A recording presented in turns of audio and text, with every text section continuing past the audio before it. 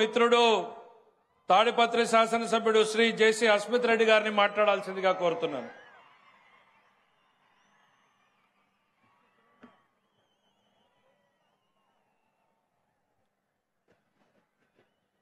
వేదికను అలంకరించిన పెద్దలకు, నా ముందున్న కూటమి సైనికులకు ప్రతి ఒక్కరికి వందనం, అభివందనం.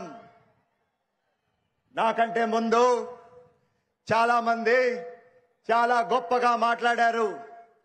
మరి నా వయసులో పొగిడితే అది తగినట్టుగా ఉండదని నా భావన. అయినా కూడా మీ అందరితో ఒక విషయం పంచుకుందామని మీ ముందుకొచ్చాను. ఏ విధంగా అయితే మన రాజ్యాంగానికి 4 ప్రధాన స్తంభాలుంటాయో అదే విధంగా మన రాష్ట్ర భవిష్యత్తుకి 4 నాయకులు గలంగా నిలబడున్నారని ఈ సభాముఖంగా తెలియజేస్తున్నా.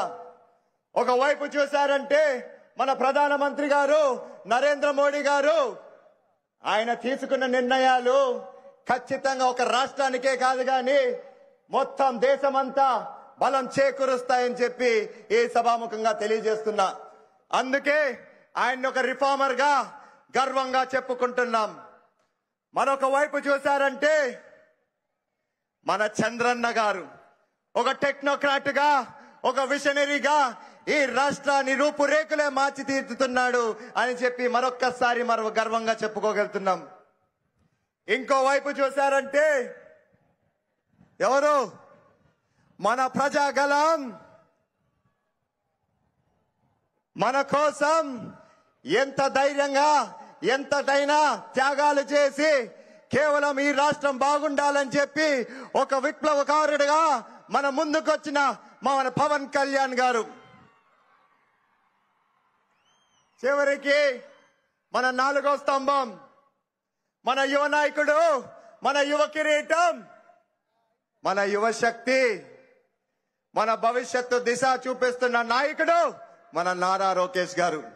మరి మీరందరూ గమనించే ఉండింటారు, వీరు గాని లేకపోతే ఖచ్చితంగా మన రాష్ట్రం కుప్పకూలిపోతుంది, మన భవిష్యత్తు చీకటిలో మునిగిపోతుంది. నేను అడుగుతున్నా ఈరోజు మీరందరినీ, ఎందుకు మన యువత ముందుకు రావట్లేదు? నేను ఈరోజు పిలుపిస్తున్నాను. ఖచ్చితంగా మనం యువత ముందుకు రావాల్సిండేదే, కష్టపడాల్సిండేదే. ఎన్నికల ముందు ఖచ్చితంగా మన కూటమి ప్రభుత్వం వచ్చాక 20 లక్షల ఉద్యోగాలు కల్పించాలని చెప్పి లక్ష్యంగా పెట్టి ముందుకొచ్చింది. మరి ప్రభుత్వం ఏర్పడినాక కేవలం 15 నెలల్లోనే 20 లక్షలు కాకపోయినా 11 కోట్ల లక్షలతో పెట్టుబడులు తెచ్చి 11 లక్షల ఉద్యోగాలు కల్పించారని గర్వంగా ఈ సభాముఖంగా తెలియజేస్తున్నా. అదే కాకుండా మీరు మెగా డిఎస్సి అని చూశారంటే దాదాపు 16,000 ఉద్యోగాలు కల్పించారు. అదే విధంగా 6,000 పోస్టులు పోలీసు ఉద్యోగాలు కల్పించారు.